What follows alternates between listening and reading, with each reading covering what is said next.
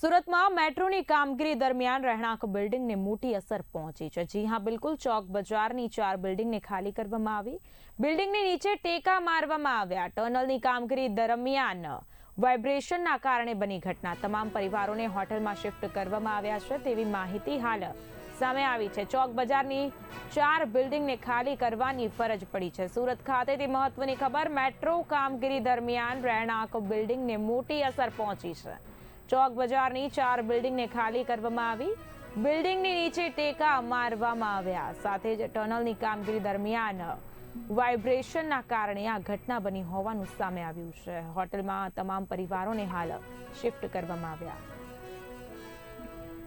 તો આ મામલે વધુ માહિતી સાથે અમારા સંવાદદાતા રશ્મિ રાણા ફોન લાઈનના માધ્યમથી જોડાઈ ગયા છે। રશ્મિ, સુરતમાં મેટ્રો કામગીરી દરમિયાન રહેણાંક બિલ્ડિંગને મોટી અસર પહોંચી છે, શું છે સમગ્ર મામલો?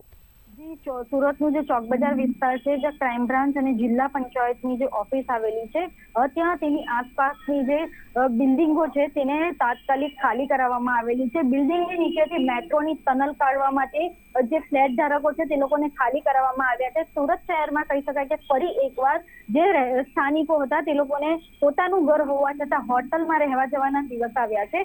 જે તમામ લોકો જે 8 પરિવારોના 40 જેટલા લોકોને હાલમાં મેરેજ હોટલ ખાતે શિફ્ટ કરવામાં આવેલા છે।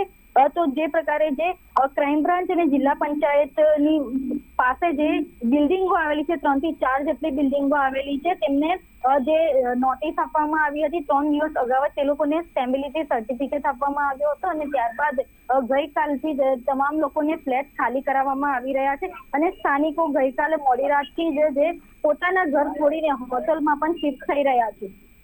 ચોક્કસથી રશ્મિ, બિલ્ડિંગની નીચે ટેકા મારવામાં આવ્યા છે ત્યારે કોન્ટ્રાક્ટર આ બાબતથી અજાણ છે કે કેમ? રહેણાંક બિલ્ડિંગની નીચે જો આ પ્રકારની કામગીરી કરવામાં આવતી હોય, ક્યાંક ને ક્યાંક કામગીરીમાં ગંભીર બેદરકારી પુરવાર થઈ રહી છે, શું કહેવું છે?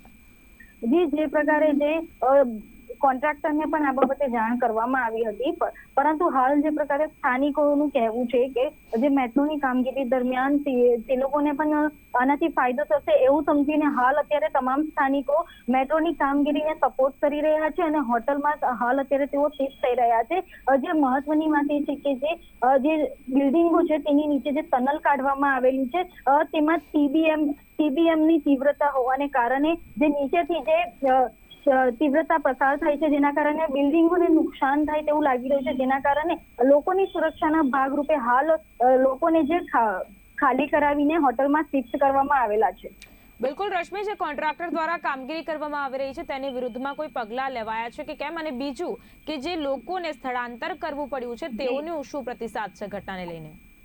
હાલ તો જે સ્થાનિકો જે મેટ્રોની કામગીરી ચાલી રહી છે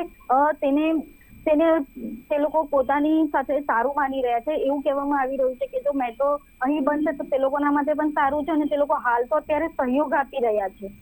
જી બિલકુલ થી રશ્મિ, સમગ્ર માહિતી આપવા બદલ આભાર। સુરત ખાતે મેટ્રો કામગીરી દરમિયાન રહેણાંક બિલ્ડિંગને મોટી અસર પહોંચી છે। ચોક બજારની 4 બિલ્ડિંગને ખાલી કરવામાં આવી। બિલ્ડિંગની નીચે ટેકા મારવામાં આવ્યા તો ટનલની કામગીરી દરમિયાન વાઇબ્રેશનના કારણે આ ઘટના બની હતી। તમામ પરિવારને હોટલમાં શિફ્ટ કરવામાં આવ્યા।